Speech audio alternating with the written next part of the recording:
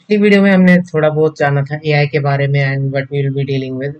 इस वीडियो में हम थोड़ा सा डीप डाइव करने वाले हैं एआई के इंट्रोडक्शन के बारे में and the things we are going to be encountering while pursuing this curriculum. And without wasting any time, let's just dive into it. So, Unit 1, Chapter 1, Introduction. Yeah. So, yeah, I'll try to keep it जितना छोटा मैं इसको रख सकता हूँ मैं रखने की कोशिश करूँगा। Machine learning, machine with ability to perform cognitive function, या बेसिकली जो भी कॉग्निटिव फंक्शंस होते हैं, एक मेमोरी जो हम देते हैं एआई को, कॉन्टेक्स्ट देते हैं उसके बेस पे एंड लॉजिक एंड स्पीड के बेस पे जो हमें learning, perceiving, reasoning, problem solve करके देता है, वो हम कह सकते हैं आर्टिफिशियल इंटेलिजेंस है। बेसिकली सबका मतलब यही है, ज़्यादा डीप में इसमें बात करने की ज़रूरत नहीं। Then we have Introduction to AI levels. We have narrow level, general AI and strong AI. Narrow level में जो basic tasks होते हैं human के, जो humans कर सकते हैं, जैसे यहाँ पे एग्जांपल दी हुई है, बेसिक रिसर्च करना जो हम चैट जीपीटी से करवाते हैं कि मेरे को ये इन इन चीज़ों के बारे में बताओ, ये चीज़ें होती क्या हैं, या फिर ये कोर्स करिकुलम डिज़ाइन करके दे दो। ये छोटी मोटी चीज़ें जो इंसान भी कर लेते हैं एंड इंसान से थोड़ा सा बेटर कर लेता है AI. Then we have the general AI.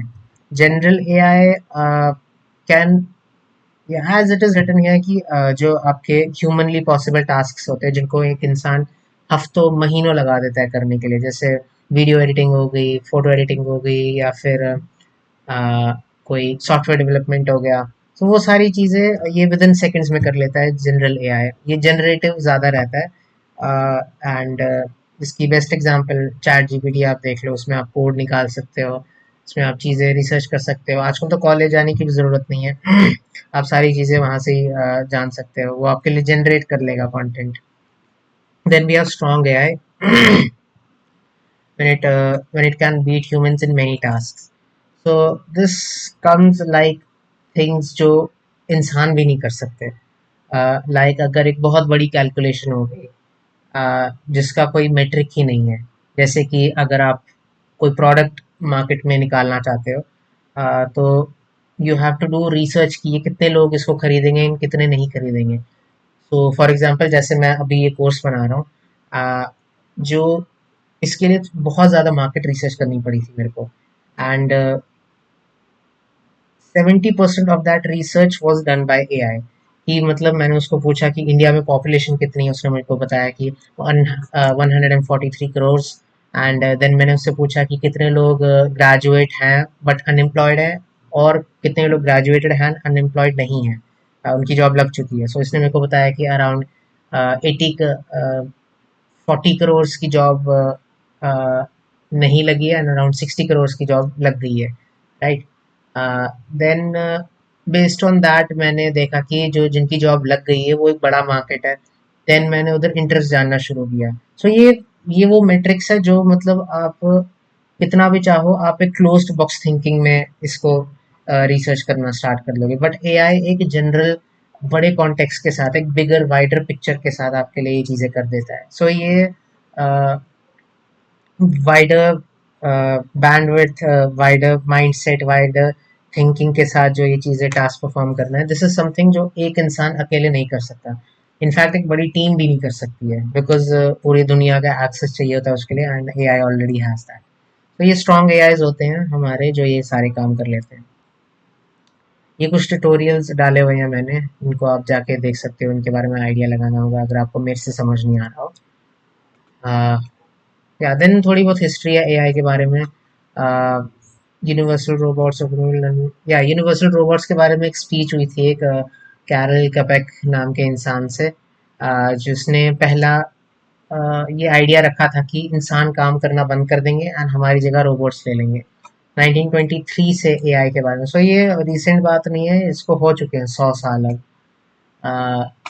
Foundation of neural networks lay down की गई थी 1943 में। एलन ट्यूरिंग, बहुत बड़े जिनका कंप्यूटर साइंस में नाम है एलन ट्यूरिंग, उन्होंने अपना पहला रिसर्च पेपर निकाला था मशीनरी एंड इंटेलिजेंस के ऊपर, जिससे एक बहुत बड़ी जो फाउंडेशन बोलते हैं आर्टिफिशियल इंटेलिजेंस के लिए वो रखी गई थी।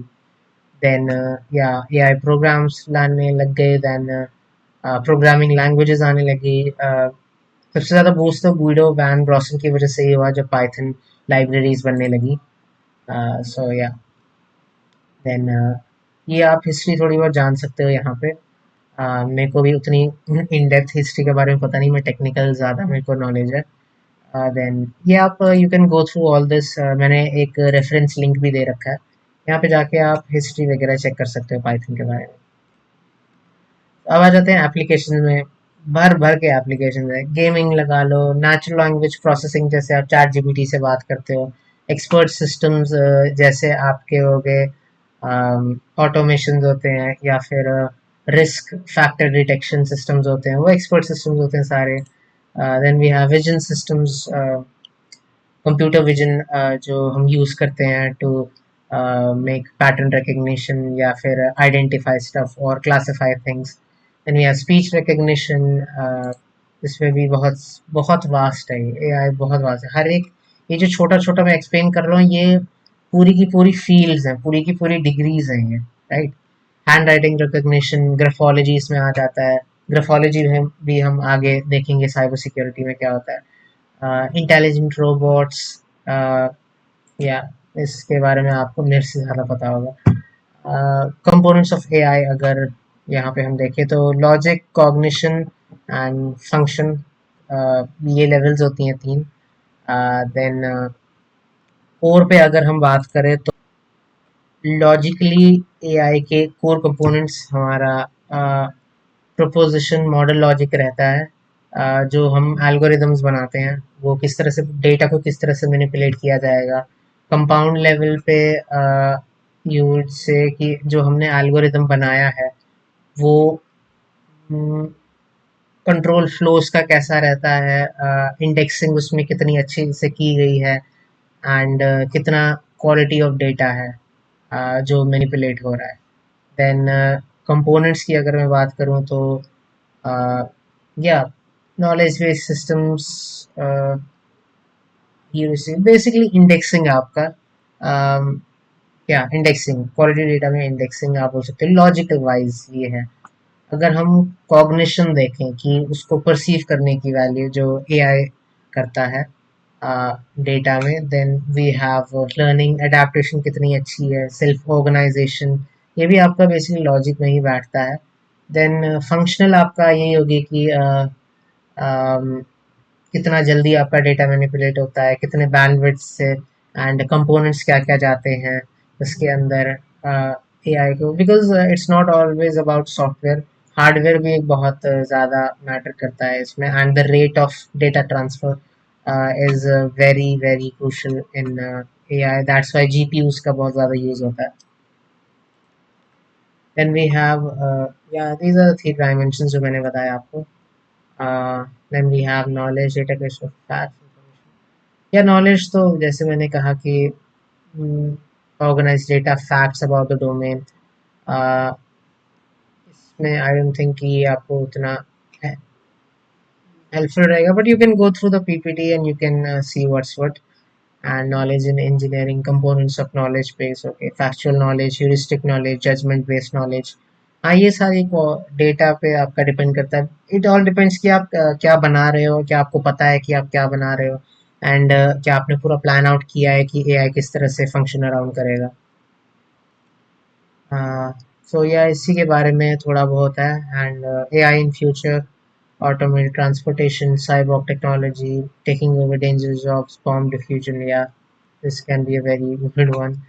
Solving climate change, robots, assistants, improved elder care. या ये सारा AI देख लेगा आगे, एंड एप्लीकेशंस तो मैंने बताई दी है। So this was sort of थोड़ा बहुत in depth functioning of AI कैसे होती है, and how things are when what things are that needs to be considered when you are building an AI। आगे हम थोड़ा और डीप जाएंगे इसके बारे में, ये अभी मैं ऊपर ऊपर से आप लोगों का इंटरेस्ट लाने के लिए मैं अभी ज़्यादा डीप डाइव नहीं कर रहा हूँ। एंड या अभी के लिए इतना ही रखते हैं। एंड कोई भी क्वेरी हो तो इंस्टाग्राम एट पिंकफेंस एंड pinkfence@gmail.com पे आप मेरे को you can shoot a message and till then take care.